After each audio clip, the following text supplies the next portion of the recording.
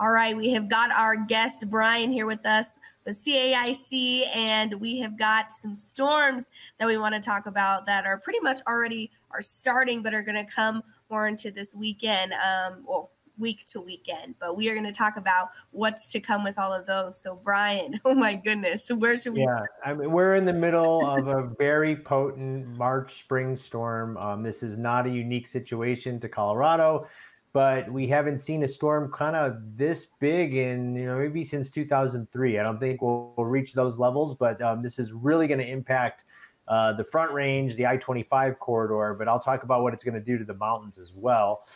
So here you can see what this storm is producing. So the heavy snowfall kind of started to ramp up on Wednesday, really picked up overnight on Wednesday, and then continued just in through Thursday.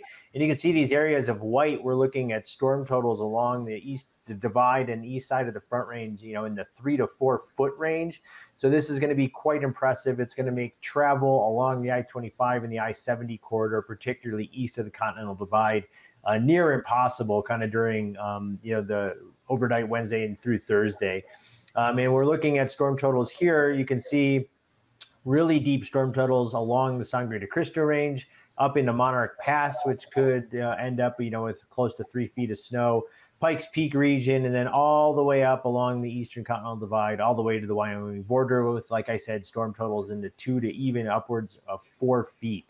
And so what this is going to do is lead to an obvious uptick in avalanche danger with this much snow falling. The first concern as the snowfall starts to accumulate are going to be avalanches in the new storm snow. So we're going to have both drifting snow. It's drifting from easterly winds, so we can expect unusual loading patterns like on west-facing terrain.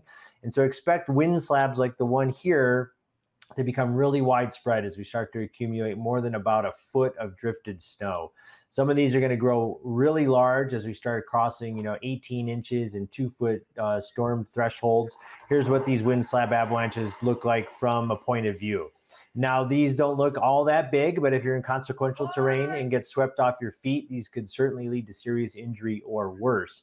But as the storm snow starts to accumulate, we can expect even bigger avalanches to start to break.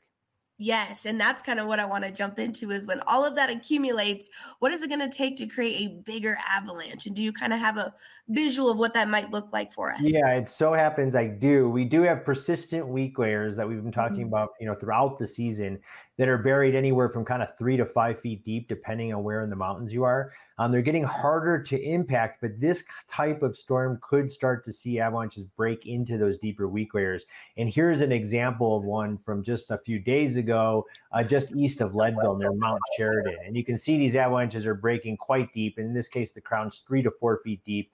And as we start to load our persistent weak layers with this incoming storm, we have the chance for avalanches to step down into these deeper weak layers. So anywhere that receives more than about 18 or 20 inches of storm snow, these really big, destructive, very hard to survive avalanches need to be on our radar. And as you can see, we're going to have avalanche warnings in place through Thursday in these areas that are red. As the snow starts to impact the San Juan Mountains Thursday into Friday, you can see this large swath in the southwest corner of the state is going to go to considerable avalanche danger. So what this means is essentially a big dramatic uptick in avalanche danger the latter part of this work week, and that's going to last through the weekend. So anywhere we've got the warnings in place and high avalanche danger, here indicated by these red areas, backcountry travel is not recommended while the warning is in place, and that's likely to last in through Friday morning. Once the snow starts to taper off, we have lighter snowfall that persists through the weekend. And this means that avalanche conditions will slowly ease and we may get rid of the watches and warnings. But because we just had such a dramatic change in a big loading event, dangerous avalanche conditions and widespread considerable avalanche danger is going to be blanketing most of Colorado's mountains through the weekend and probably into early next week before we start to stabilize. I'm glad that you mentioned that because that was my next question. Was so much snow falling in this huge storm.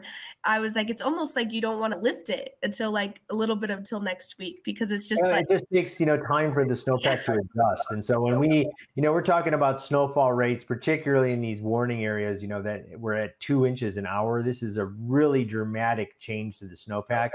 And while avalanche danger peaks very rapidly, it takes much longer to subside. And so you're going to need to give the snowpack essentially, 3 to 4 days to really adjust to this type of loading event.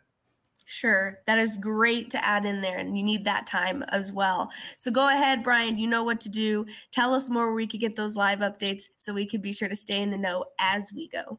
Yeah, well, all of us here at the Avalanche Center are watching forecast models pretty much nonstop during this big storm event. So we will always have updated information on Colorado.gov/avalanche and on the CAIC mobile app. So please check for current conditions, make travel plans that are using safe terrain, given how much snow you're going to get depending on where you're going, and stay safe out there. Thank you so much for the report. Hopefully everybody, will be able to stay safe during this storm for sure. So thank you so much, Brian. Appreciate it. And I can't wait for our next update. Thank you. Thank you. We'll see you next week.